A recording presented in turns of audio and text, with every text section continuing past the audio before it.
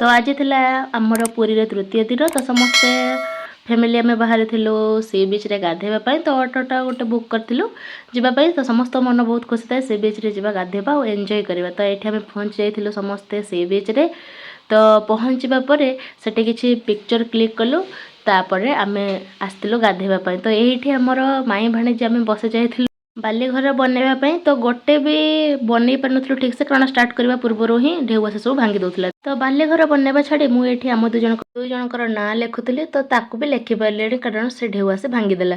तो सेठी ढेर सारा एंजॉय कर गाधिकी सारी रिटर्न कर आसलु रूम को। तो रूम रे खाई पी आसनी आम बाहरी श्रीमंदिर रे जगह को दर्शन कर तार चारिपाखे टे देखिए बुलिकी देखापी और बड़ दाण्ड बुलवाई। तो ये समस्त रेडी आम पहुँची सिंहद्वार सामने।